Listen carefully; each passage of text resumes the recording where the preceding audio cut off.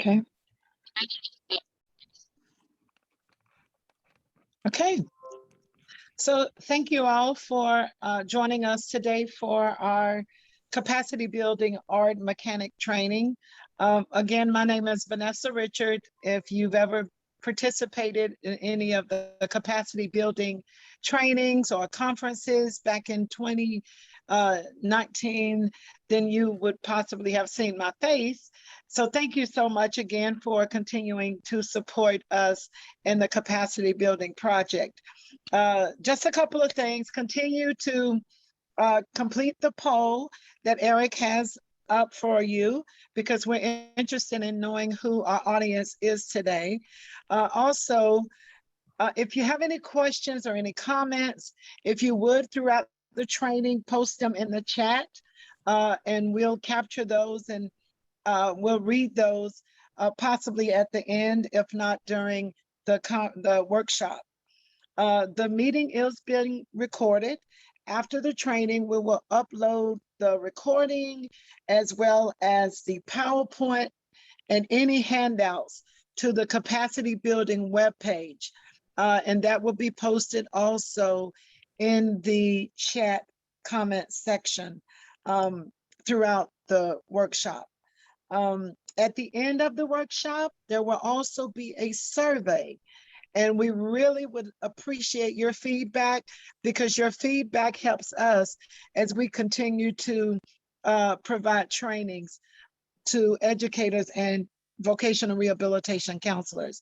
So White Swan, again, we thank you so much, and we appreciate you for taking time out of your busy schedules to join us for the meeting today.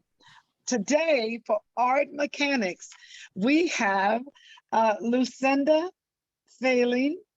I hope I pronounced that right. Thielen. Yeah, Thielen. She is a retired school teacher with years of experience, not only professionally, but also personally. So Lucinda will introduce herself, and I won't prolong the time. I'll just go ahead and welcome Lucinda. Thank you. Okay, and hang on just a second. Eric, you may have to help me because I'm seeing everyone, but I'm not seeing my slides. Yeah, it looks like you stopped sharing. Okay, I put share screen. Okay, here we go. Oops. Share. My apologies. All right, I'm Lucinda Thielen, and I want to keep this as informative and informal as possible. And I do want to share a story about why this is so very important. This topic is so very important to me. I have a son. Well, he's an adult, and he's autistic. And my husband, I was already happened to be teaching while I was teaching adapted physical activity education at that time. And I'd been to many art meetings and done all kinds of different stuff, and had a pretty good understanding of everything. And so when we had the first meeting for our son, we get there, and my first thing I want to share is I thought I would not have a problem sitting on the parent side of the table. And let me tell you, for all of you who are in all these meetings, it is a very, very different feeling. It is hard. It is really hard. Despite that, we got through, and here we are. We get all the way through the meeting, and we get finished, and everybody signs, and we go to walk out, and we walk in the hallway, and my husband taps me and says, "What language were you speaking?" And I went, oh, wow. And that really hit home because, of course, it was my family, dealing with it, that we don't do this in plain language. We use acronyms. We use all of these different things. And I mean, there's reasons for it, but there's no reason why we cannot help the participants know what's going on and make it in about regular language. So know that I have a lot of resources that we'll be sharing. Eric will be putting them all on there. There's a couple that I will show you as I'm going through this. But if there's something I say that doesn't make sense, please put it in the chat. Any questions, put them in and I'll get to them either as we're going or at the end. So trying to do this in plain language. All right, so to start, what is special education? We got to start with there. It's instruction that is specially designed to meet the unique needs of a child with a disability. So catch what it's saying. Special, it's instruction, they're being taught, but it's got to be specially designed to meet those needs of that student that has the disability. That means that specific student. That means as we're writing goals and objectives and we're talking, it's not about all these kids that happen to have the same disability or in the same class.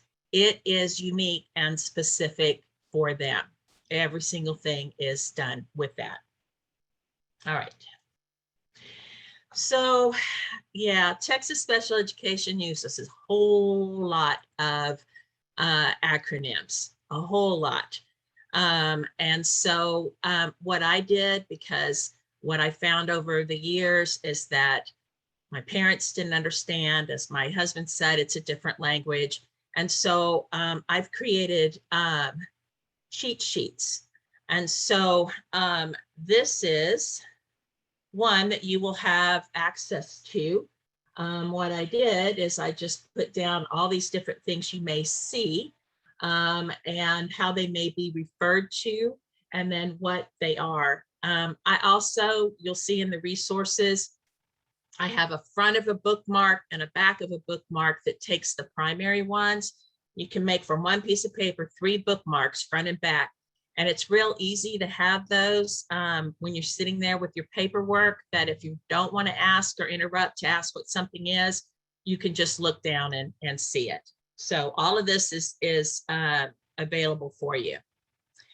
What's also on it is a whole bunch of the different, free and appropriate public education. What does that mean? The Americans with Disabilities Act, IDEA, all of these things are what they're the skeleton, they are the groundwork, they are the building blocks of what we do for each and every student. So you need to have a base understanding, as well as the parents and the individual, because we cannot forget them at all. They're the ones that need to understand what all of these different things mean. And believe me, as a parent, it is overwhelming. Sorry, and some of you may say that as a voc rehab counselor or something else. It can be very, very, very overwhelming. So all of this is available to you. Some of it we'll go over later, but I just wanted to let you know that when you leave here, you will have things in hand that will help you. All right, so you're in Texas and you're doing your special education services. They're all planned through the ARD committee. Notice I have to put in Texas. Any place else in the United States, they don't have ARDs. They just have IEP meetings, individual education plan meetings. But in Texas, we have come up with this, and you can see at the bottom that's admission, review, and dismissal. We're talking about what kind of meetings can happen. And what we're designing through that is that individual person's education plan. What is the plan that gets them? That's the other thing I definitely will be bringing up as we go through this, is that, okay, having taught for a long time, and again, been in many different ARD meetings and worked on lots of IEPs and worked with parents, worked with VR counselors, all kinds of different things. We can have a tendency to not realize how important that individual part is. We are helping a person plan their life and get ready for their life. When you think about school, we have how many years till they're possibly up to 21, but then if they live to 50, 60, how many more years of that? And that's our responsibility, is to make this a process that we're making it that they get those skills so that they have a quality of life. So while we may go, oh God, another meeting, they really, each one is valued and important, very valuable and important. All right, so just finishing out this one, the ARD committee plans for and completes the IEP. The committee is the one who makes the decision on what the individual education plan should be. Transition services, which are critically important because they're the services that are getting you to the next part of your of their life. They're going to be provided by the school district and talked about during the ARD, but they're coordinated with your VR counselors, and it's all got to be teamwork, working together. I did put LEA because you'll see LEA on thing, and that's just your local education agency. So a little cheat sheet on that is the school district. It's where they're at. And so all of that has to be coordinated. And it all takes place at this meeting. Now, as a disclaimer, as I get more into it, there's a lot of work that happens before the meeting so that the meeting can go smoothly and information can be shared. So, and we'll get into all of that as we keep going. Eric, has there been any questions I need to stop for? Anything yet? No, we're just trying to, some don't have access to the drive, so we're trying to work that out, but that's. Oh, okay. All right. So VR, because I know that I looked on and saw that there was a lot of VR counselors in this, but also we have a lot of the school district people working with the transition there. And they need to recognize what a big role that Voc Rehab plays in this. And a lot of times, because I know when I first started teaching high school, trying to remember what year that one was, and I had a program with students that needed communication and social learning and so on. So I had a lot of students that were autistic, and that's when I really started seeing more and more of this and knowing that they had to be a big role in this. And I had to learn from them their roles and so on. So this is part of it. Anybody who's in Voc Rehab, please, with the teachers, with the ARD coordinators, with whoever with the school district and the parents, please inform them about your program and other agencies. Again, parent perspective, it is so overwhelming and you're trying to keep all of this up, and a lot of times you're in survival mode. So providing that information is crucial. Also, helping provide the services to facilitate that transition. You know, my son, I hate to give away my age, but he's in his 30s now. And I know when we first were going through, we didn't know anything until he was fixing to leave high school. We had not been informed all before. And I'm sure, you know, there was things in the ARD meetings. I'm sure I could go back and do that, but it wasn't to a point that we both felt comfortable and knew who we needed to go to and what kind of things were available. And last, collaborate with the school.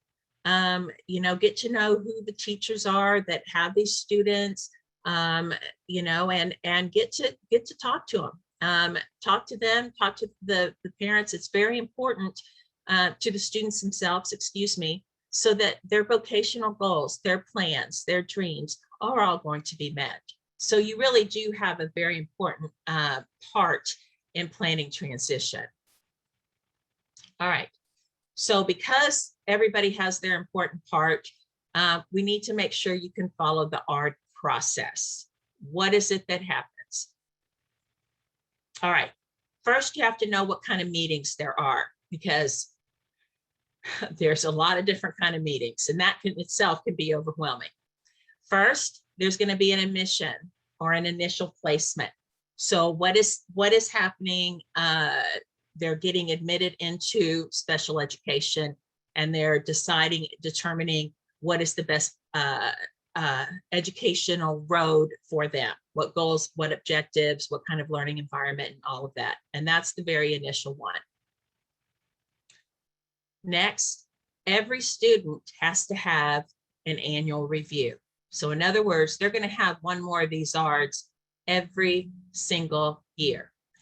Some school districts do them anniversary. So like if their initial placement, their admission was in November, that means they're going to have their yearly in November. Some of them are anniversary by that anniversary date. Others do it yearly. So it's mostly in the spring that you're going to see that they will happen.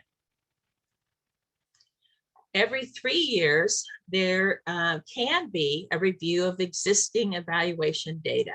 And this one, if the parents decide that they don't need to have this every 3 years, they do not. Otherwise, every 3 years, it's gone through, they're reevaluated, you see where they are.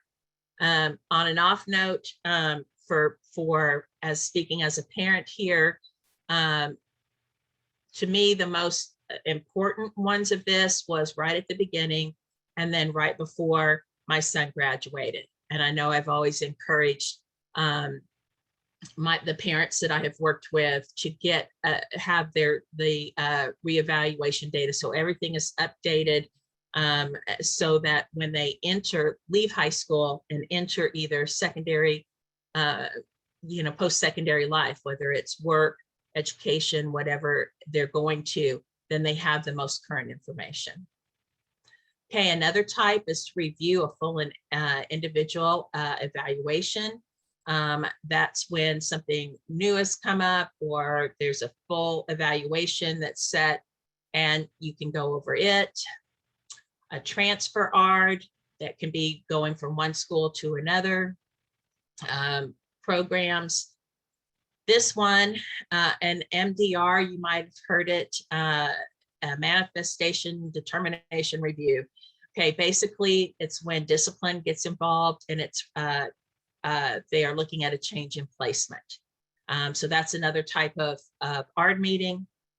And then again, change of placement and graduation. All right, so all of these are different kinds that can be. The tricky part is, which actually is a good part, is sometimes they can be combined. You can do have multiple purposes, all while you're at the same one. So such as an annual review and graduation. Those can be combined. Now, this is something that I get lots and lots and lots and lots of questions about. Lots of questions. Is the meeting supposed to just last an hour? Is it just a few minutes? So what is going on? And the reality is the length of the meeting is just going to depend upon what needs to be addressed. There are some additional little caveats there, which I'll show you. But if you only have one thing and you're going over the read, it may be a very brief one. So this was brief, a read, an FIE, the transfer, change of placement. If it's just one little thing you're going over, you still have to follow the same protocol going through, but it can be pretty brief. It does not have to last a very long time. But something else that can affect the length of time that you are there. Some teachers meet with the parents and the individual ahead of time before the actual meeting, and they go over the goals and objectives that they're proposing. They go over a lot of the different information. All right, I know I did that because I wanted the meeting to be about the individual. My students always spoke or showed pictures, however their communication style was, so that they could share what they wanted others to know about their life and their skills. And so I would go over all of this, and that meant that during the actual meeting, it did not have to be gone over if everybody was okay with it, which worked for some, but you also have a whole lot of teachers that were not like me, who everything is brought up and discussed just specifically in that meeting. All right, some ARD administrators, whoever's running it, they may read out every single item that has to be addressed. Okay, every single one, word by word. I'm sure some of you have been at that where they're like, they bring out the paper and they're every single word. That's going to take a lot longer. Legally, that's fine. You know, they are doing what needs to be done and the parents may need that. All right. Sometimes there will be disagreements. The parents are not, they're wanting a certain service or they don't agree how some things will be. And so those things may need to be discussed or explained. So that's when you have to go over the data of why you had that type of decision made. You show work that the student has done, different things like that. And so that, again, may make the length of time longer as you're going through all this. And hopefully a consensus, a decision is made. And I'll get more onto that on decisions and if you agree and don't agree and so on. That's on a later slide. Okay. The reality is if an agreement is not made, the ARD can be tabled. And that means it's just stopped. And then you have to reconvene within 10 days.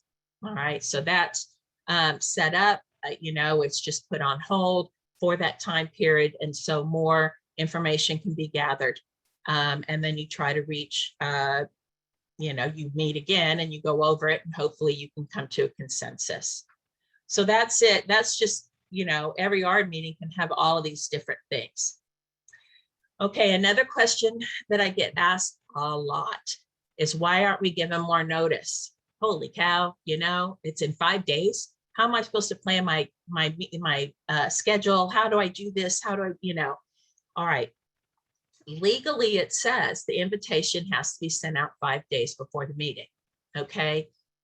Truly, most schools try to send out the invitations earlier. Okay. Remember, a school is going to have, they could have hundreds of students that they're trying to coordinate, like this giant puzzle. I have to have, you know, the VR counselor, I have to have the general ed teacher, I have the special ed teacher, we've got to get the parents, we've got the individual, they get speech therapy, we've got to get the speech therapist there. We have, it's like this giant puzzle, and you're doing that for hundreds of people for all these different possible reasons. And so schools have to find their way of planning how they do their arts. Okay, so some plan them way in advance. Okay, they're looking at the anniversary dates and all that kind of stuff. And so they're going to have it planned out way ahead. So find out if the school that you're working with, if you're a VR counselor or parent, whatever, find out how they plan. You can find the transition specialist for the school or the school district. If you don't know who it is and you tried to call, there's actually a handout, thank you, Eric, that made it. And it shows how to click online and find out who the transition specialist is for the school. And then that way you can contact them directly and get information ahead. But also recognize, due to confidentiality, you may have somebody who's planned out all these arts and they're going to have all 300 students and their arts on there. They can't send you that whole list. They can only get the information specifically for the students that you're working with. So recognize that. It's then they would have to pick, you would have to let them know who you have and all of that. All right. Some schools have an art facilitator. That is their job. And they're the ones that send out the invitations. So you can ask for that. You can ask specifically for them. Through them, the contact teacher or the teacher of record for the student or the transition specialist. Those are the ones, those are the people you need to contact. But it's still, you can work with them. If you're a voc rehab counselor coming in, let them know ahead of time what dates work best for you. Or ask for when the student's yearly art is going to be, and then you can have a little block area of dates that you're aware of. And so communication, I'm telling you, it makes a huge, huge difference. and have it go both ways. Let them know you recognize you're an important part of this ARD committee and you're working with them. And so these are things that help. All right, so that's ARD invitations. Now, for people to be there, that especially again with VR counselors or any outside agency, there is an interagency release form, and that has to be signed, Sometimes schools will go ahead and send the invitations to you because you need to be there before the release has been signed. Others will wait until the parents have returned it before they invite you. And so again, that can make a difference on when you hear when the meeting is and so on. You know, but again, the biggest thing is you wouldn't be able to go if you're an outside agency unless that is signed. And with that, one signature doesn't count. It's every single meeting. They are going to have to sign permission for you to be there. So very important to recognize that. That's a legal requirement. It's not like, you know, we're trying to redocument everything and do all of this, but, you know, a lot of wasted paper on that one, but it has to be signed, has to. All right. So the next is important things to understand or act on before the meeting. Okay. And so to me, again, it comes down to this communication. What you're wanting to do is, oops, I jumped ahead, is that you need to build a relationship with the school district, and school district people build a relationship with the outside agencies and the counselors, the VR counselors. Again, and you're gonna go, gosh, is this woman, you know, a broken record? But you are planning a person's life. You are planning and helping plan and support a person's life. And so it is huge. Every one of them is huge. And so please communicate and build relationships because it makes a huge difference. All right, confidentiality. You are legally bound to protect all personally identifiable data and information and records collected by the school district about a child. So you can't go back to your office and sit here and go, oh, so-and-so, and did you know this and that, start giving out names and all this kind of stuff. It doesn't work that way. And so I can't stress that enough. Again, this is the parent talking.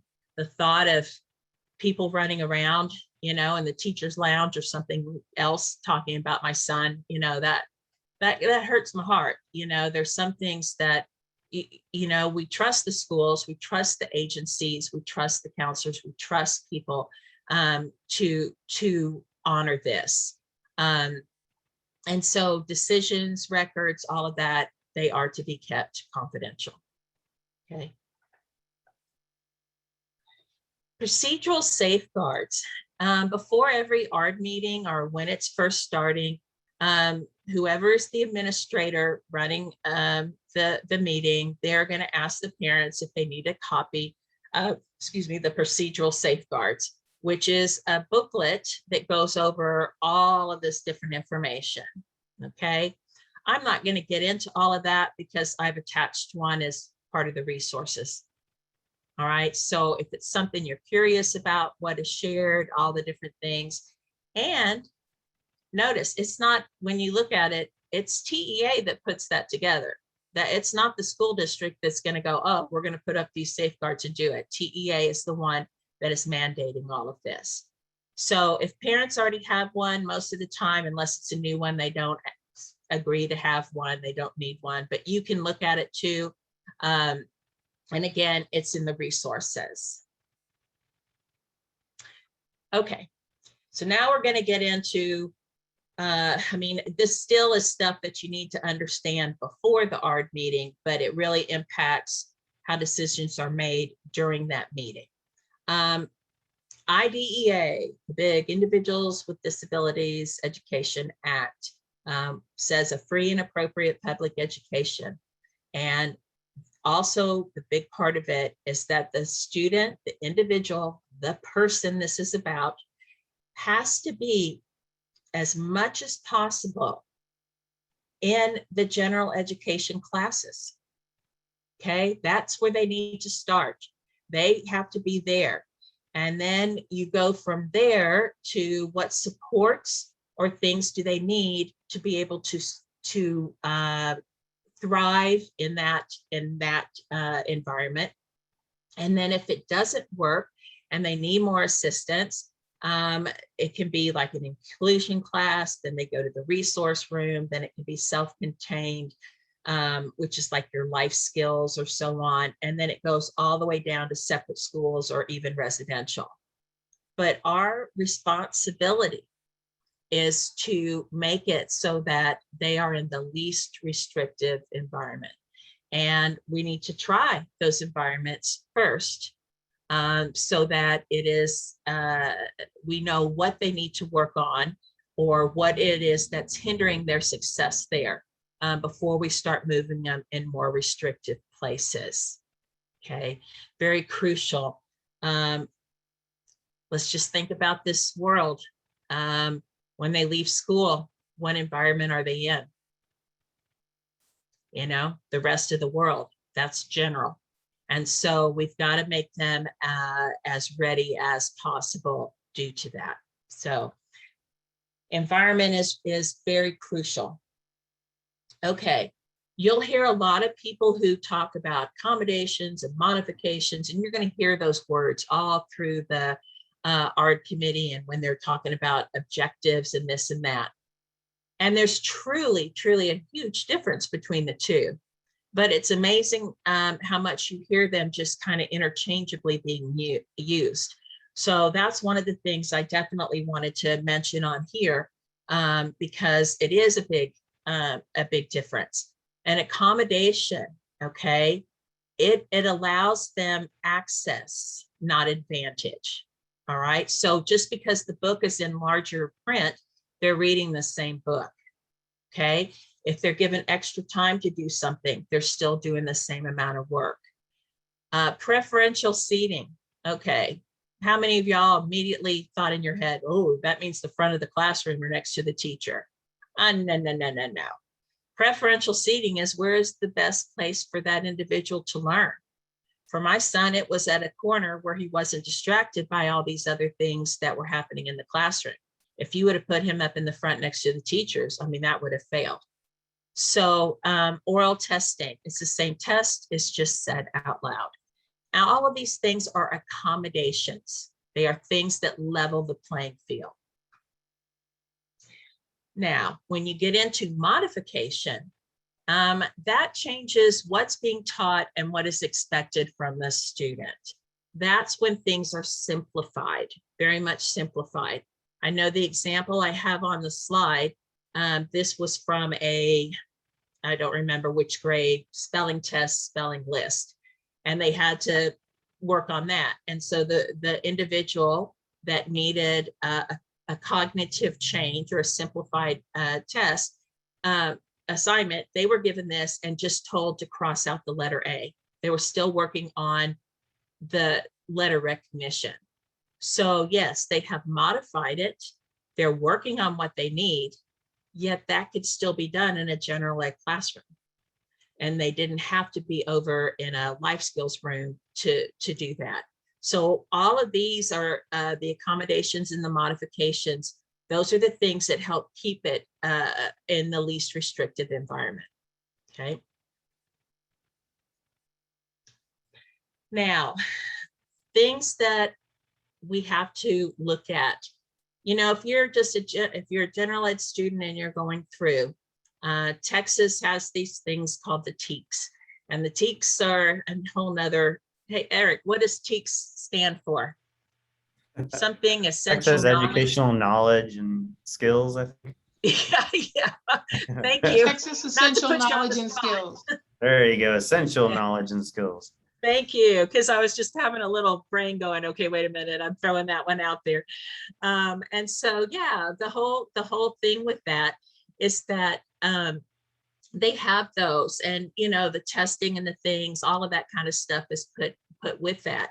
And so our students that need that are in special education still will follow those when they're in school, but they their goals and their objectives, which are the steps that reach those goals, are all made specifically for them. Okay, that's what's specifically for them. And the other part that's big about this is it's not just academic, it's their functional skills. Okay, it's social skills, it's all kinds of different things that all go with those goals. And then how you get there, because you could say, oh, I want to take a trip and I want to go over to Europe. Okay, that's great. That's a wonderful goal. How are you going to get there? How are you going to learn? What are the steps to get you there?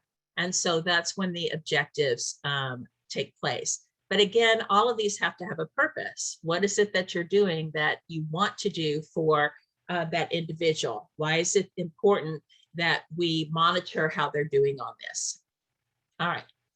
So this is the stuff, sorry, you know, I'm going to get into more of the nuts and bolts and stuff here. I don't know exactly how to make this a very fun topic, except when I get to the parts where there's good examples and bad examples. But all of these things, the goals and objectives, they have to say how long you're, when you're working till the end of the year or May of 2022. You have to put the conditions in there about using visuals or, you know, what type of using large print, prompts and cues. I'll get to those. I have another cheat sheet for you on that. And then what are they going to do? You know, what do they learn? Are they going to read something? Are they going to add something? Are they going to be able to produce something? What is the action? And then how do you measure success? These are supposed to be designed that if the art committee wrote it, okay, the teacher based on data, all of this stuff writes this out. And then let's say we have this set and the parents move and they're at another school district. The teacher there should be able to pull it up and have the same it should be clear enough that they know what it is that they are working on and how it's to be measured and everything. It has to be that specific. All right, here is the cheat sheet. There's this, and then also, quite honestly, I have for cues and prompts, I have an even bigger one that gives examples. It's not bigger, longer, but it just gets into more detail. And so these are different things, words that you may see. The reality is if you don't put them in there, this little thing, independent, the student is going to complete the movement or task without any assistance from another individual. So that means that the assignment can be given however it's given, and they do it all. All right. If you don't put in those other things to help, the prompts, the cues, all the different methods, the way it's being measured, then you're going to think it's supposed to be independent. Okay, couple more important things before the ARD meeting. All right, oops. Creating these goals, you need to figure out what skills need to be learned or what behaviors need to be changed. This is a big thing. And so how do you do that? Well, academic ones are based on the TEKS. But the others you have to have if there's behavior needs or social skill needs or any other type of life activity needs. Those are all the things, independent skills, self-advocacy, all of these things you have to determine what needs to be learned or changed. Once you determine what it is, you figure it out, then you got to figure out where they're at right now. Right now. I love this PLAF. All right, present level of academic achievement and functional performance. But it's a big fancy way of saying, what can they do right now? Oops. There we go. What helps with it is if you can know the rate of progress the child has shown in the past, if you know that in social areas, they take a lot of practice, a lot of time to learn a skill and then to generalize the skill, all of these different things, then you need to know that as you're creating these, it may take a while. There's some skills they've shown progress in before, maybe through their writing or their reading, that you know that their progress is quicker. And so that will take into place. And then where do you want them at by the end of this time frame? So this is all the things that you're putting together so that you can create the goals and objectives. And lastly is, how is it going to be measured? Are you going to test? Are you going to observe? How often? And so on. Because you just don't, and well, you'll see in the examples. I'll show you that one. Okay, so looking at your PLAF, your present level, basically, it's what can they do exactly right now, okay? And that means what they have achieved, just what level are they at right at this moment? And that's crucial, because if we don't start at this starting line, and then you find out that they're way ahead, they've already got it and their starting line's ahead, they already have part of the skills, then they're going to meet that objective quickly. And we should have planned better so that it's one where we start where they are, their starting line. All right, so here's the good and the bad of the class. Damien has difficulty attending to tasks. Cool. What does that tell you? You get Damien for the first time, you're a voc rehab counselor, and did you read this? Or you're, a special education teacher, he's new in your classroom, or whatever it is, it's the transition specialist, and this is what you see, addition to tasks. What tasks? What is difficulty? Don't know. This is what it should look like. Based on classroom behavioral charts, the attention difficulties result in him staying on task an average of 7 minutes per assignment during independent work, 12 minutes for group work. Discipline referrals show he's been only 3 times. And again, we're back to that independent work causing more. And he's had no office work referrals during group work. Oh my gosh, look what that tells you. So when you're looking at it, do you think you're going to try to be training him for a job later, or working in a class where he's just going to be sitting by himself doing stuff? This is telling you that's probably not the best idea. Okay. And so that's what the PLAF is supposed to do.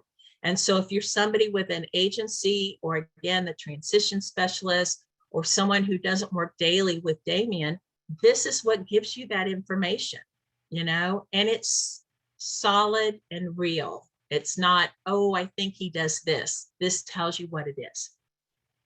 All right. So remember, SMART goals: specific, measurable, attainable, realistic, timely. Okay. Here's the good and the bad of goals. So I'm picking on Eric now again. All right. By the end of the school year, Eric will read at a higher grade level. Okay, that didn't tell you anything. It's not telling you what he's going to need to get there, what the higher grade level is. I mean, it's not telling you anything. And how are you going to do that? Give him vocabulary words, have him read, a book. I mean, what is it? Here's another one. I've seen this one before. He will improve reading skills for adult life and post-secondary training and education. For what? What is his adult life? What is his post-secondary training? It's a big difference if he's going to wanting to work at a store than he is for wanting to work on computers. I mean, this is, again, not telling any of these different things. So instead, this is a good one. By the end of May 2022, he'll read a 100-word story at instructional level, which you'll have as part of your documentation, making no more than 8 oral reading errors, and will answer 3 of 5 comprehension questions correctly on 3 consecutive days. Cool. So I'm going to have this. I'm going to know his instructional level from the PLAF that was before. And I don't care where Eric goes, his need is going to be met. Okay, it is going to be, and we're all going to test and see if he's done it the same. All right, this is one for those people on here that are your transition specialists. At least in the school districts I've been to, the SPPI, this 13, indicator 13, which is required by IDEA and submitted yearly to TEA. This is a documented form that the school district, usually your transition specialist, has to fill out and turn in every single year. And if you'll notice on this, that they have post-secondary goals, they have transition assessments, they have transition services, they have goals, annual IEP goals related to their transition needs, and dun, dun, dun, dun, student and agency representatives must be invited. Okay, so they do this every single year and it has to go down.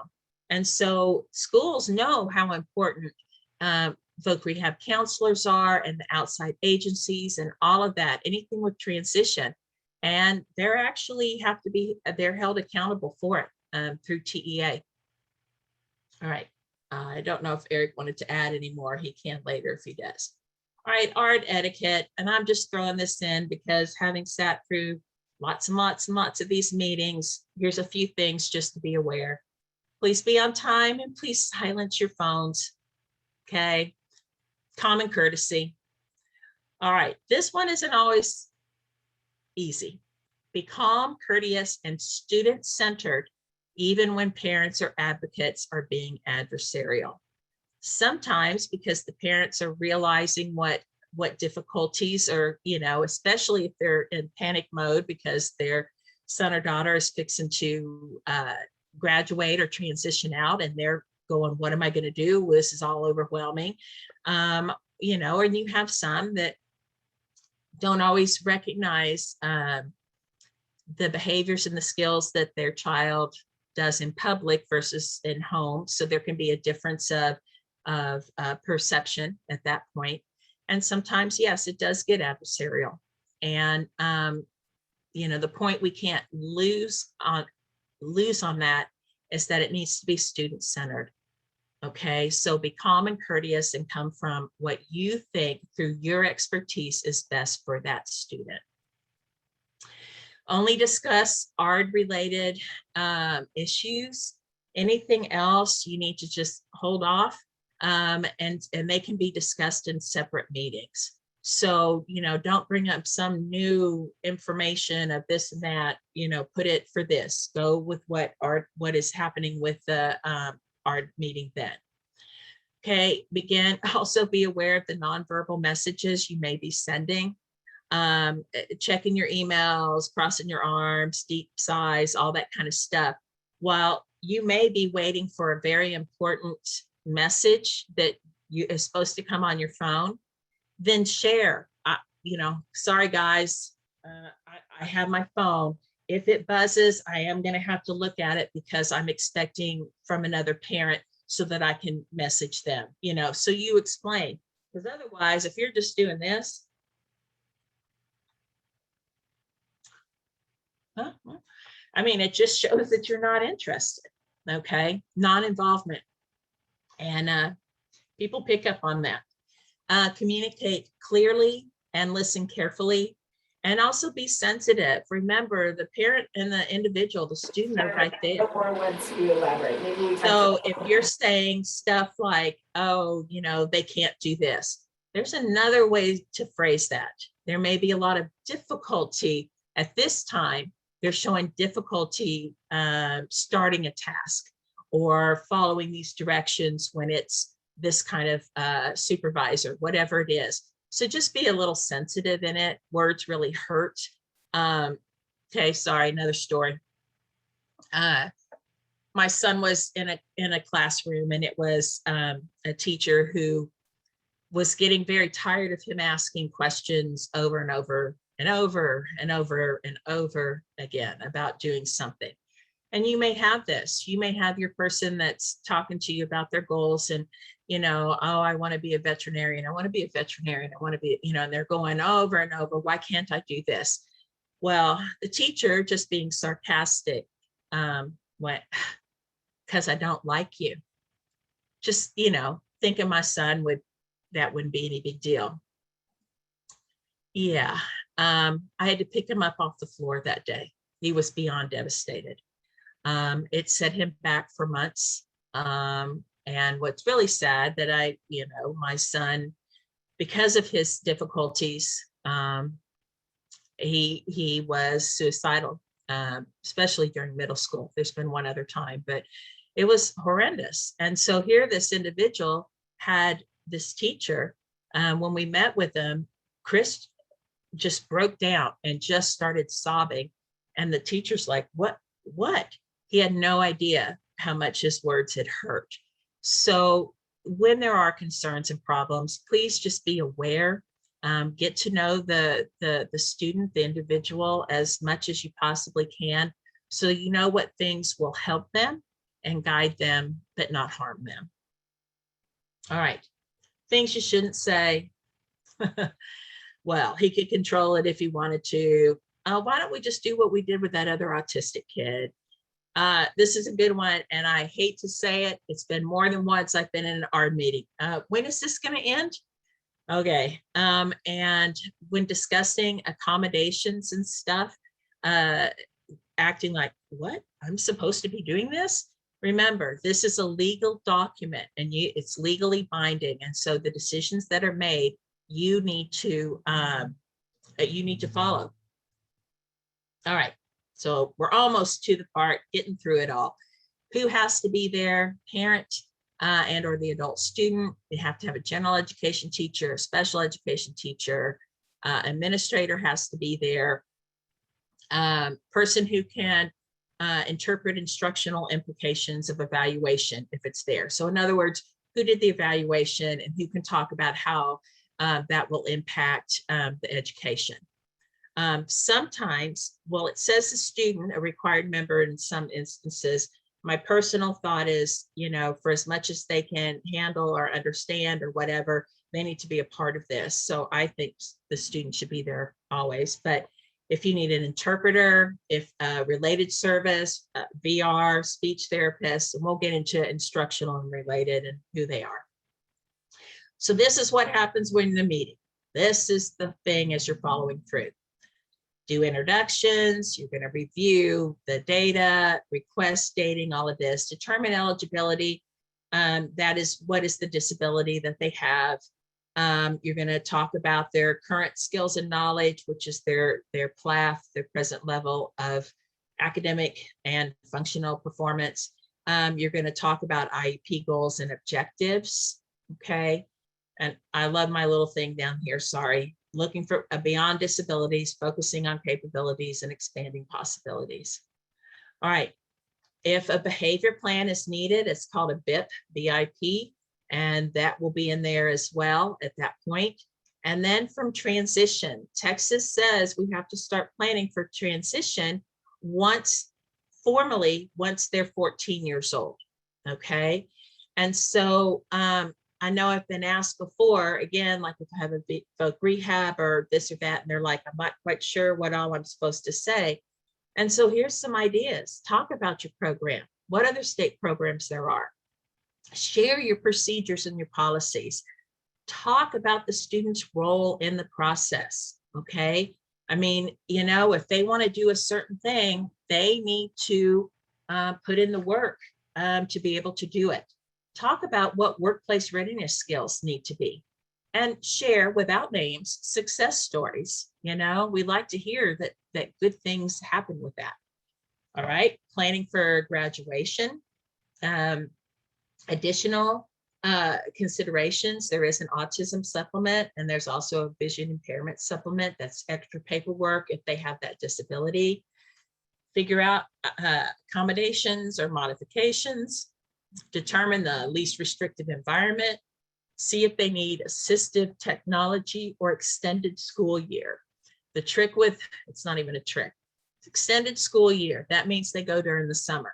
And that is based upon how much information or skills that they lose when there is a break in school. So the teacher measures, like from Christmas break or this or that. And if they have to go back and relearn skills that they were able to do, then they usually recommend extended school year. And so those skills can continue to be working on. Got to figure out what assessments there are, whether they've done a free and appropriate education, and there's assurances that the art coordinator will say, and then you sign it. And the biggest thing is everybody signs. Everybody signs. It may not be on a name with your little thing that says teacher or general ed teacher next to it, but everybody signs. But the two that are legal and binding are going to be the parent and the administrator. Those are the two top ones. So what do you do if you don't agree? Okay, which has happened. Then you can still sign, but you ask in the minutes, because they're taking down all the notes of the meeting. You can ask in there that what you feel, what you don't agree with, be stated in the minutes. Like, you know, they should have this much more in classroom before they go to this environment or this or that. So state it and say. All right, instructional services that are there, adaptive physical education, vision, hearing, and speech. Related services, that means there has to be an educational need for these things.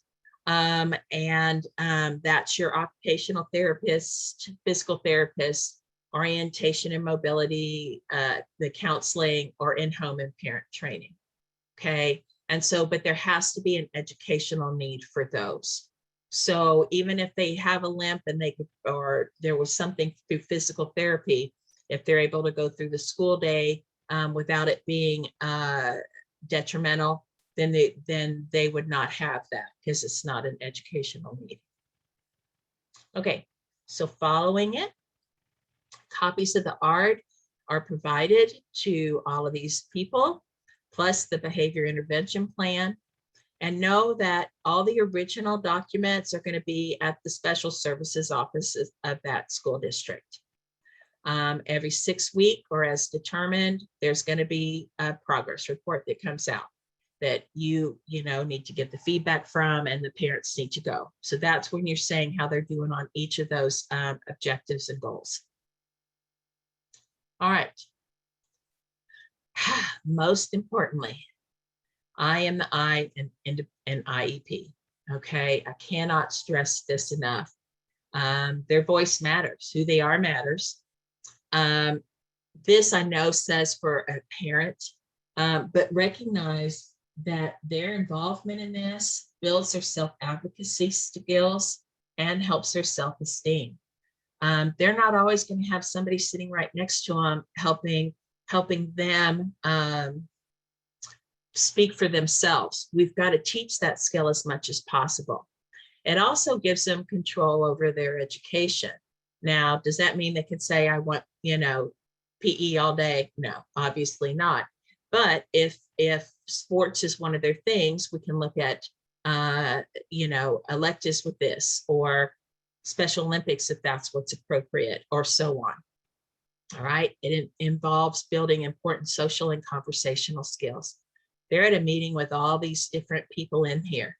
I know with my students, even when I had the younger ones, if all they could do was say who people were, then that was their part of it. Okay, so-and-so, go stand next to this person, so they're able to go there. Or I had them show a PowerPoint or something with their information. And then it shows decision-making and goal setting and all of those things that we all need to succeed in this world.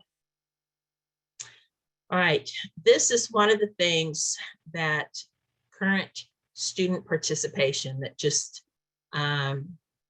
we need to be part of the solution. I don't know how much I could say with that. You start that the majority of the students do, 57.7%, attend meetings and they provide some input. Great.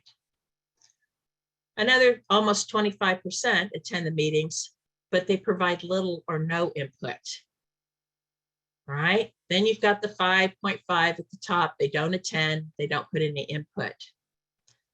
Barely over 12% attend and provide significant input and take a leadership role. Okay, this is their lives. We're trying to teach them for this. So this is something that is really crucial that we need to step forward and be part of the solution on. So how? Ask them involve them. Where do you want to go? What do you want to do? Tell me things you're good at. You know, what are you? I mean, there's managing time, blah, blah, blah, but there's a whole lot of things they could be good at. Making people feel better, greeting people. You know, it could be an academic thing. And then their role is that, you know, they should be the center of this, of where it is that they want to go after school. Teamwork. Y'all, it does take a team. I don't know what else to say. My son would not be where he is now if it wasn't for a team. And so this is the proud mom bragging moment. He's employed. Yes, he currently lives at home, but we are looking at having him go out to an apartment possibly once the world settles down. If it does, he can now drive a car.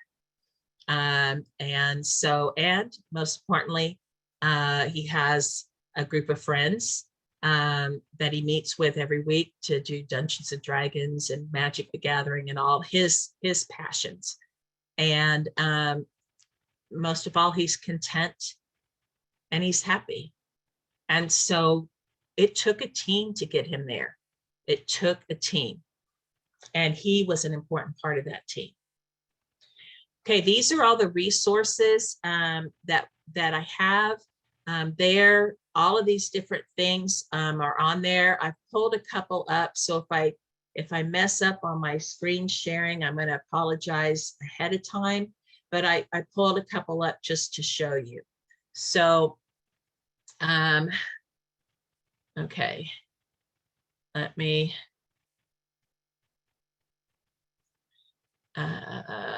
Whoops. I'm learning. Sorry. All right. This right here is a special education overview. It has links on it. So it's telling you exactly what IDEA says, all of these different things. So all that stuff that I made you sit through with me talking, sorry, it's kind of on this paper. All right, so it's got all kinds of stuff with that. I've got, this is the front of the bookmark, and then I've got the back of the bookmark. So you just put them back to back. And then these are things that can help you if you need a little cheat sheet in it. This is the prompts and cues one. So it tells you, because you can really get into lots of details about indirect cues, this and that, and so on. But it's got all of this on here. I've got, I think, overview, front of book, prompts and cues. Last one, this is how to find your transition employment designee. So it's on the district, the TED, that's all of there on there. Additionally, what's in there is here's your guide to the ARD process. And here is the transition and employment guide. So you have all of that. Slide, there we go. All of that is for you. To use, share, whatever it is that will help your agency, your people, your families, and so on. All right, so that just brings to the end. I haven't looked at the chat at all, so I would have to see if there's questions or anything on it. I didn't get interrupted, so I'm assuming most of it was understood. Yeah. I do have my email address on there. Feel free to ask me questions, whatever. I'm open for doing any of that. So, okay, questions, comments, concerns. Eric, did you need to add anything? Well, I'll just answer a couple of the questions. Well, you can jump in too. But so there was, the first one that came up was just, are students required to attend the yard? And the question, the answer to that is no. Like anytime transition is discussed, they're required to be invited. But just because you're invited doesn't say you have to be there. And so districts just have to show in that indicator 13 report that they have invited them. And so on the invitation document, it shows the student's name on there, and that's as far as they have to go. I mean, is it best practice for sure for them to be there, but we can't make them be there, until they're an adult, legal adult. The parents can oftentimes override that. Luckily I've seen that we just kind of surprise them, bring them in, and usually it doesn't cause a problem. But no, they don't have to. Unfortunately, they're not required to be there, but just required to attend anytime you discuss transition. And then another one was asked about the annual goals versus supplement page. And so someone was saying that there was confusion on, we have the annual transition goal and where does that go? And so like anytime you have a goal, like an annual goal, you have to make sure you're measuring that, and so you don't want to just throw in some transition goals in there so that you're meeting that requirement, because now you have to actually follow them. And so I can see what the confusion would become, because you do have to have in the transition supplement, you have goals, but those are more long-term goals, like, looking at, okay, so they're wanting to go to college to be a veterinarian, which, is a very popular one, but, writing it in a measurable way and those sort of things. So those are the goals that go into the transition supplement. But then whenever you also have to demonstrate that you're working towards whatever those long-term goals that are in the supplement.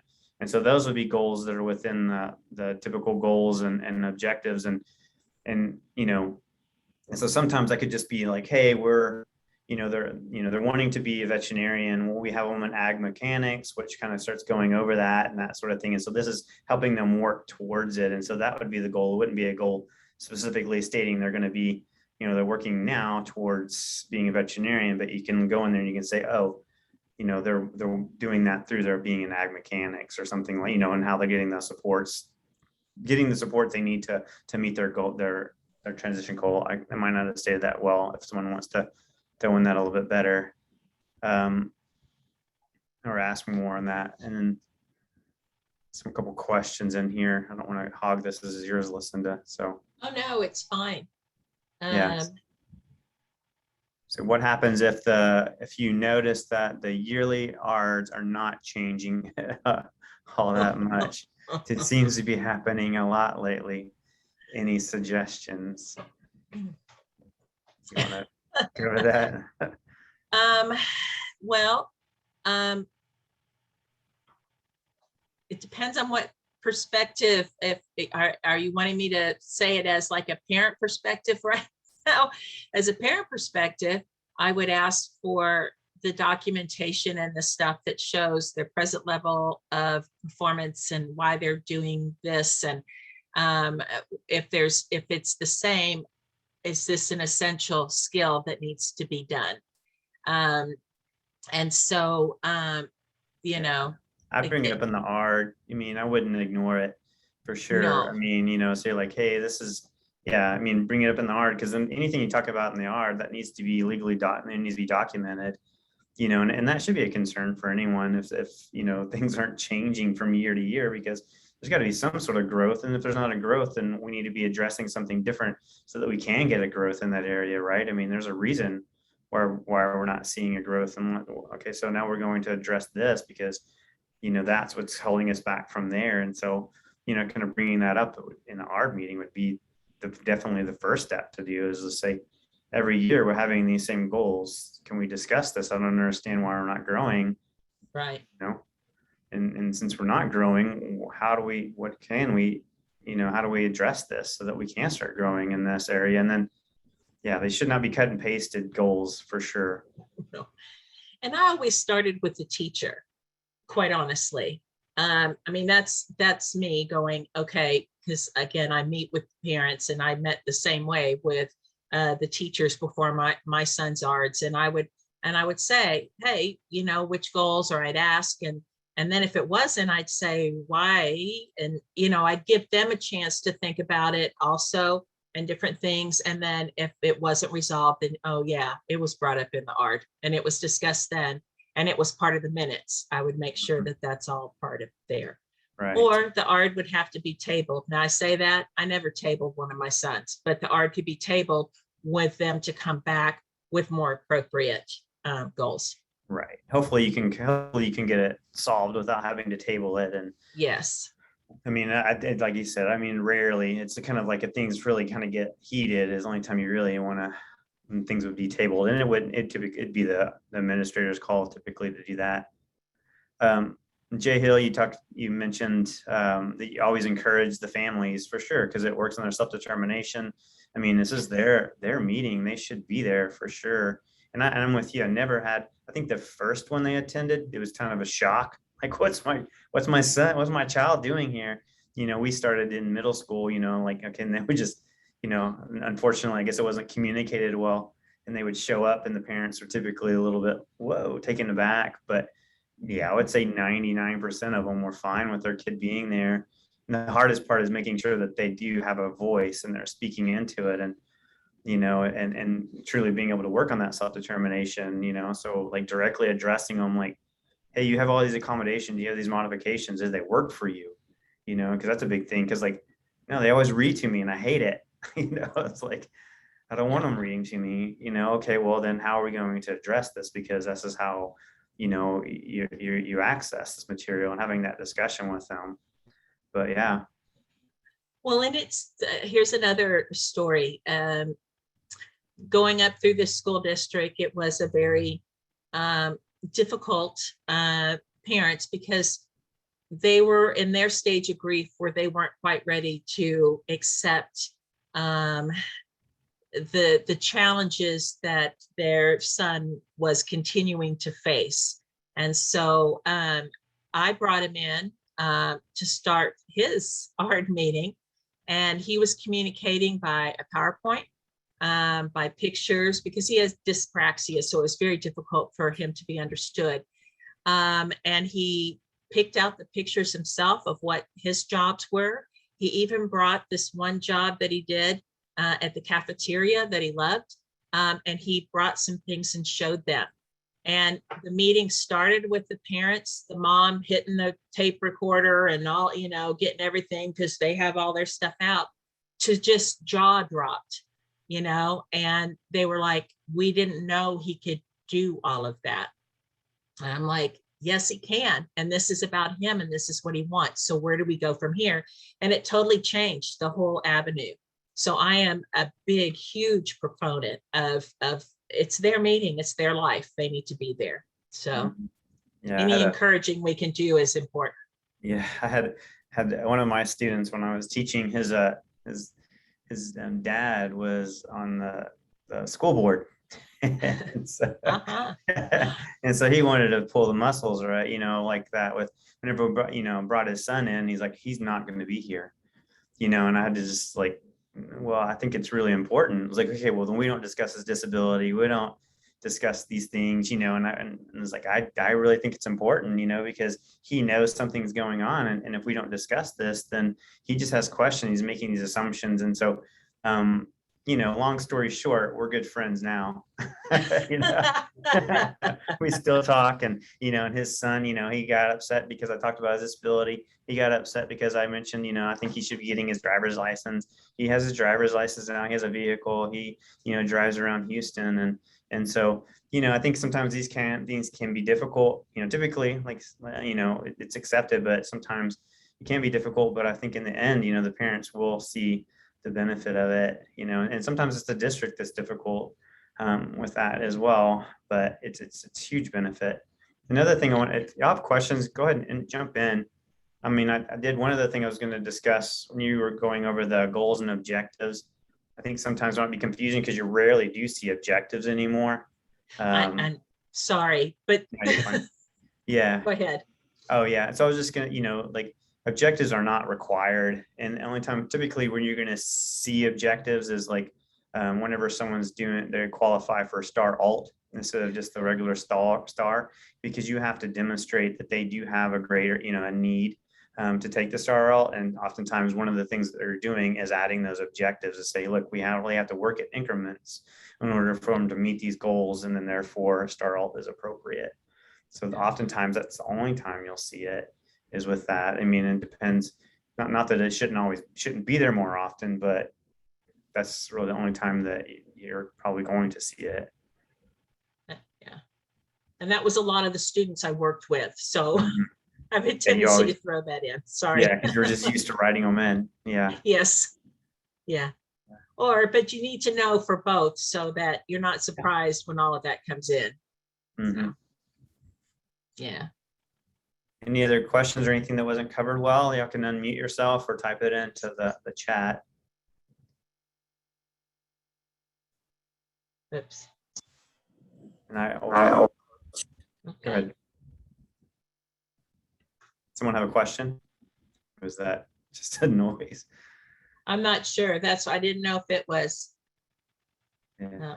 I'm posting this again. So we have our satisfaction survey. Please complete that. That helps us make sure we're addressing the needs. If you are needing a certificate of attendance, we'll have a list of who all attended, but we don't send out a certificate of attendance unless you email personally. So you email Vanessa at vrichard@tamu.edu and she'll send you that certificate of attendance.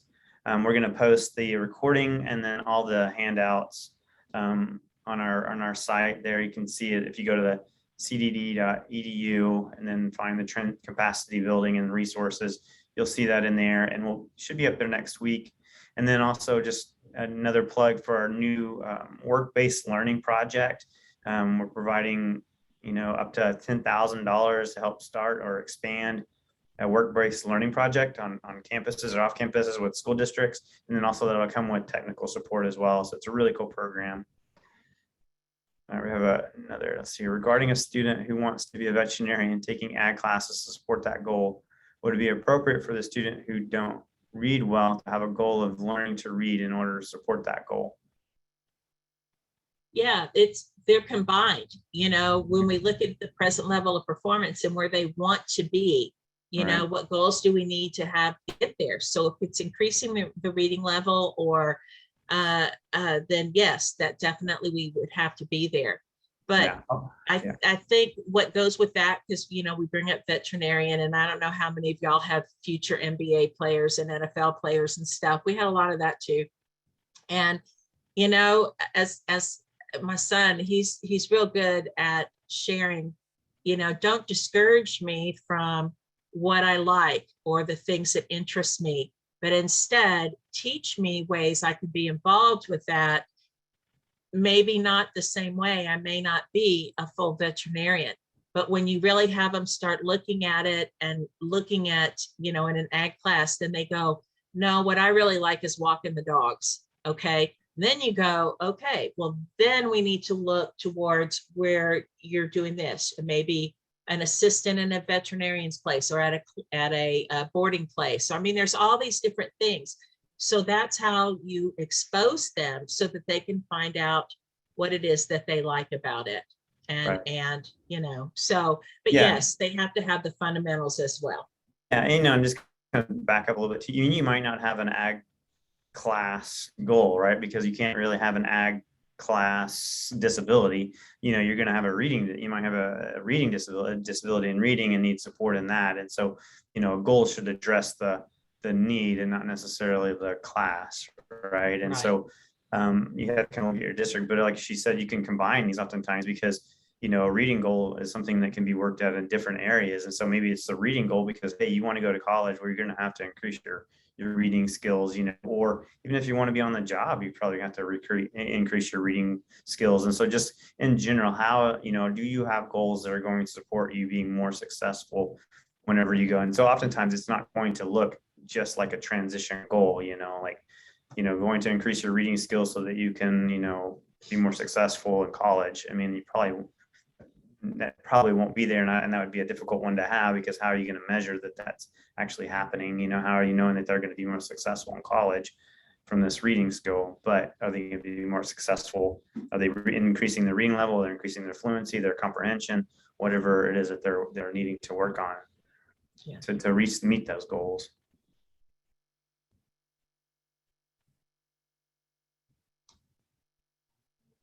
Anything else? Those were good questions. Yeah.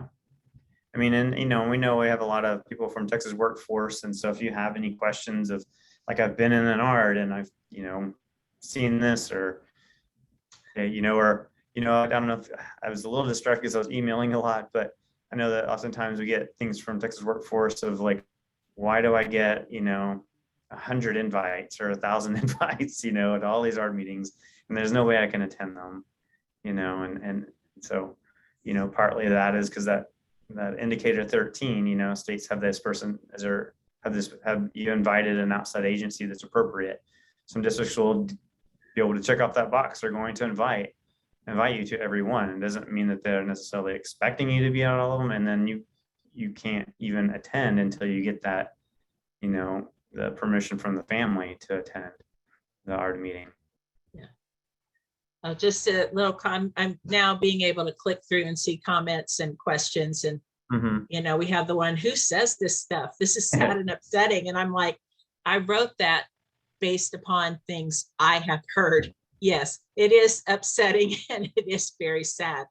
But without education, we have so many people that don't understand the importance, I guess I should say, and so on. So yeah, and how things come across in the meeting, like, the phone, see that particular with people that are guests in the meeting, pulling out a phone and looking at it, and or just sitting in front of them.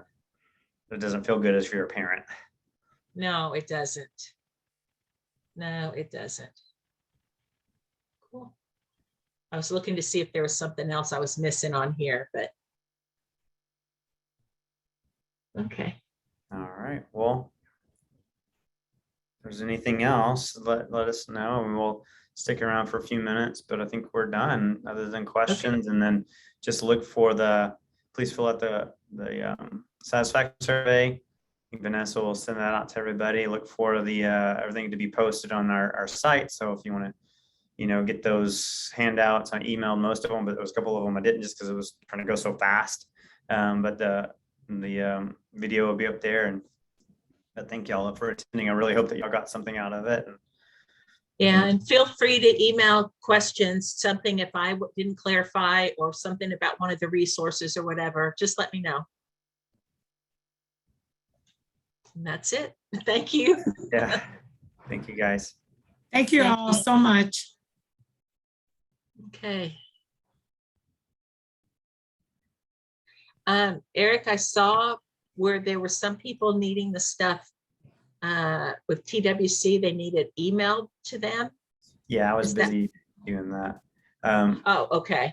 Yeah, ones that emailed me, I emailed it to them, and then it'll be on our website in PDF form. They can't get the Google. Right. Okay. The best solution to that, because it's really hard to attach PDFs. Okay.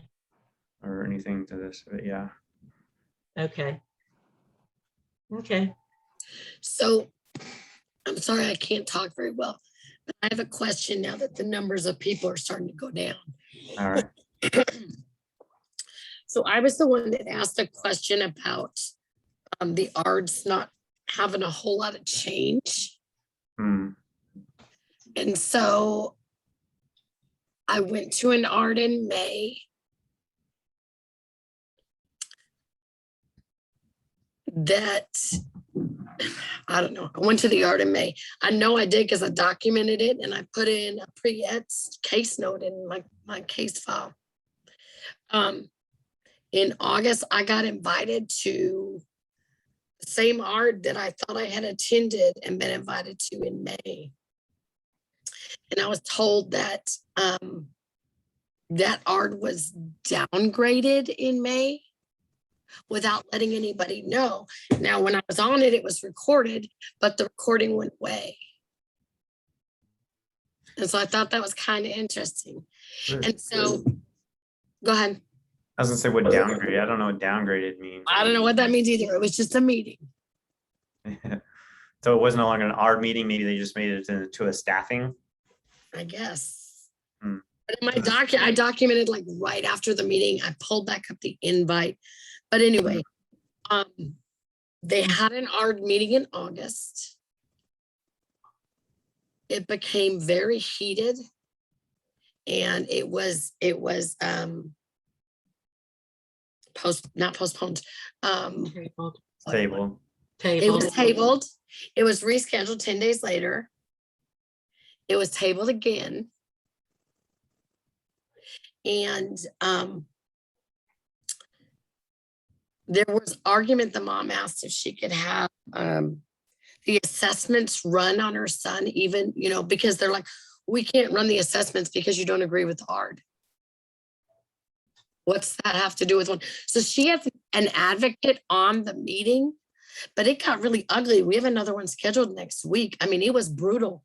The first one in August was 3 hours, two or 3 hours. And then I decompressed the mom for 2 or 3 hours after. And then the last one was 2 hours and nothing has been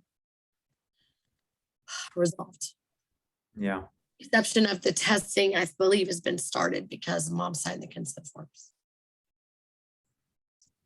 Wow. Yeah. I mean, it sounds like, I mean, if you've not agreed on the goals. Oh, it hasn't even been me. It's been like, the school's like, well, this is what we're going to do. And I'm like, Yeah. Well, I mean, if a parent Yeah, hasn't it's signed awesome. off on them, then they haven't been agreed. And so, I mean, they shouldn't be measuring them yet until, you know, because, and so that'd be why those haven't changed yet. Because if you've never agreed on the goals, you know, you might. No. I'm not even talking about the same goals, Eric, from those 3 things. I'm talking about from his entire high school career. Oh, yeah. Yeah. It hasn't changed. And because we get them all. And I'm like, I guess I didn't understand how to read it as well. That's why I took this class, this training. Mhm. You know what? I might be a pin in a lot of people's side because I ask a lot of questions. And when I don't see the students, them involving the students, and they tell me it's my turn to speak, I speak to the student. And yeah, thank them for having me at their ARD. Yeah, and I would, even as administrator in the school district, I would do the same thing. So I felt like it was their art. So I don't think anything's wrong with that. No. I wanted to mention that they thought that maybe it could have been in a minute art, but it sounds like y'all never agreed. And so, you know, but I mean, throughout the whole of high school, yeah, I mean, it sounds like probably having an advocate and really kind of pushing things is probably where they need to be if they're not seeing any of these changes. I mean, because Oh, it's really bad. And the kid's supposed to age out this year. Oh man, yeah, that's really And they have difficult. been pacifying mom and pacifying mom. It's going to be really ugly, I think. Yeah. And then someone else mentioned about the school paying for an outside testing. I mean, that would be something that the parent would need to request. Oh, mom already paid for outside testing. Yeah. Yeah. And then it's up to the district whether they accept that or not, if mom's paid Yeah. for it. And so that can be a difficult thing. So what about having, okay, so this kiddo has speech therapy. And so the person doing the therapy, she never participates in the ARD meetings. She always has another representative. Well, and the mom's asked for her to be there. Yeah. Yeah. I mean, if I was a district, I would have them there. I mean, there's nothing that said that that person has to be there, but if I was the district, I would be doing it. I mean, typically you're going to want to do that. And then sometimes you have like, you know, someone that maybe like in speech therapy, you know, I'm fully certified. This person is more kind of, you know, still working on it. And so I'm their supervisor. And so I'm the one that's writing the goal. I'm the one that's monitoring it, but you're the one that's providing the services, you know, so maybe the person that's showing up, you know, that's why there could be 2 people involved, but still, if I were the district, the parent requests that. I don't know why you would not allow it. I mean, why wouldn't you want them to meet someone that's providing services? I mean, yeah. And that's what, you know, all the things that you're saying. And yes, not knowing the full background and everything, it's, we don't know what the parent has asked for before. We don't know if some of them are unrealistic or not, didn't have an educational need. So you have that, and you have, the school stepping in and all of this. But I did not in this at all bring up about due process or mediation or anything. I did not go that far, but that's what ends up happening if there's the big disagreements like that. Then it'll go to the next legal step. Well, it's really But- difficult whenever you're at this, the point of aging out. No. Yeah, that's what I was fixing to say. That I wish it had been and addressed she's way before. asked. Yeah. I And mean, in middle school, they told her, high school will be different. And in high school, they've been pacifying her and telling her, don't worry, we're going to take care of it. We're not going to bring that up right now. yeah. Well, I'm just kind of, and also thinking of the fact that he is going to age out. Yeah, you can ask questions just a second. And then if they continue to go and then it gets to the point of yes, services were not provided, the district has to provide what they call compensatory services. And that could, and so that could be okay, so he's aging out, we're no longer able to provide the 18 plus services, but there is this other thing that we can, pay for or something along those lines. So it's not just because he's aging out doesn't mean the school district can't continue to help out to do something if it's demonstrated that yes, they dropped the ball, right? They weren't providing these supports when they should have, and they have to provide compensatory services, which means make up for what we messed up, what we missed out on, what we didn't do, we were supposed to do, and so districts have to do that, Okay. sometimes. Anna, did you have a question? Absolutely, thank you. So I have a question about how we can help our students with CTE goals. Our campus has tons of CTE programs that our students would absolutely benefit from, especially as it pertains to transitioning to after they graduate from high school. However, when you sit in a meeting with a 9th grader or a 10th grader, having all the knowledge of the programs is kind of hard. And we can have CTE representatives, but sometimes that the CTE teacher does not hold all the knowledge about the programs, especially when it comes to accommodations for certification testing and what reading levels you need for certain programs and certifications. But is there anywhere we can find not a cheat sheet, but something that gives you greater guidelines about how we can help our students reach those kind of CTE goals and culinary and welding and all those different things that we offer here at school, but kind of don't have a database of how we can help our students with accommodations for those certifications?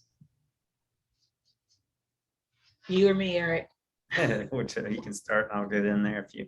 Yeah, well, one of the things is helping the student know what is available. There should be, I don't know if the school ever does any kind of, or the district, sharing where all students come by and look at what kind of programs are there. That could be, there could be a time where it can be, for the individual student, that their contact teacher or whoever can arrange for them to at least see the different things. And then with that, when they start showing an interest of, I didn't know I could learn how to do this or do that, then that's when you can get more specific information from whoever coordinates the program on, like you said, reading level or this or that. Because, to do some kind of, I always call it cheat sheet. So it's the same thing, something that's going to give you that basic information. It's going to be different for every school district. So some of it isn't different because the certifications are the same across the board. So if a kid is in AV and they want to get an Adobe certification, the requirements for that Adobe certification are the same nationally. It's just Oh, like okay. our teachers have to go through the process of figuring that out. Our culinary not a culinary certification, but a safe serve culinary certification, so they can go work in a kitchen somewhere. Those are not within like school parameters. Those are certifications outside of school, but everybody, if you're not in a specific program, you don't have access to that. And it becomes really hard for the art committee to kind of, like somebody was talking about CTE goals in their goals and objectives that help them to reach those reading levels, or so that they can be able to take those certification tests. But it becomes really difficult to hold all that information when you have a ton of programs. Yeah, Yeah. it is. And that's a huge problem because there, you have to have a, CTE representative right at the ARD meeting. Right. But how do you get someone that attends that knows what's going on, right? I mean, that's really a difficult thing. I know that whenever I was as a transition coordinator, I always knew more than the CTE rep, because I had to kind of investigate more with all the programs. They knew their class, they knew what they taught, they knew their area, but they didn't know the other areas. We never really came up with a good answer. I worked with the superintendent and others trying to, how do we do this? Because you need them in middle school, you need them in high school, and then like in middle school is like very limited. Like their CTE, they're teaching theater arts and art and, in very limited classes. And then you get into high school and like, boom, now you have tons of options and so, this is only thought we had, and you have to have the budget and district willing to do that, is you have someone that's a CTE, rep expert, and their job is to go to the different meetings. But again, you have to have the district, and otherwise I never found a good answer to that. And I think a lot of people feel your struggle because it is very difficult, because you're right. They just keep adding and adding and adding, and which is really cool because there's lots of really great experiences out there.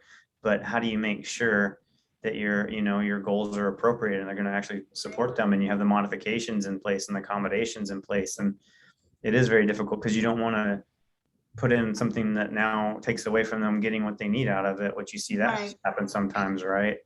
And just from the couple of programs that I've worked with, I've worked directly with the communications department with AV and photography and those things, and helping to help them to work with Adobe certification so that we can get accommodations for our students through Adobe. But we had to go outside of school, outside of state of Texas and TEA and all that, and go directly to Adobe to get them to give accommodations to each one of our kids.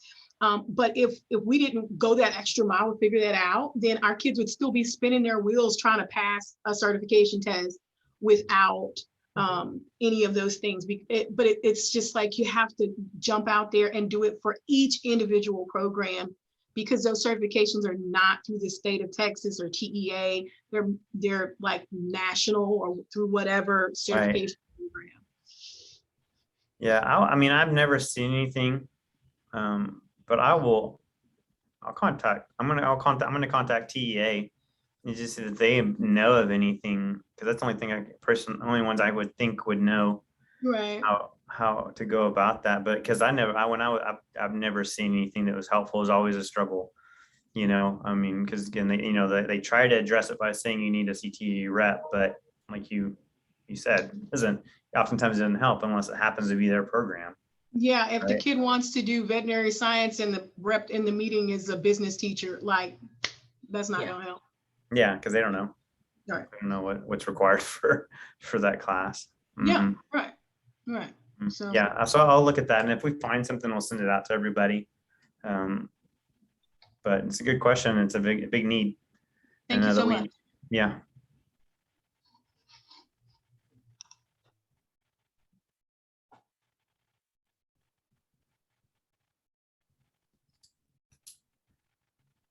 School counselors. Yeah, you mentioned someone here. The school counselor should be well versed, and you're right.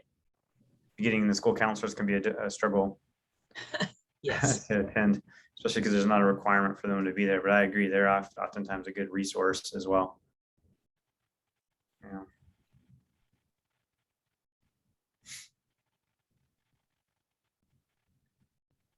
Okay.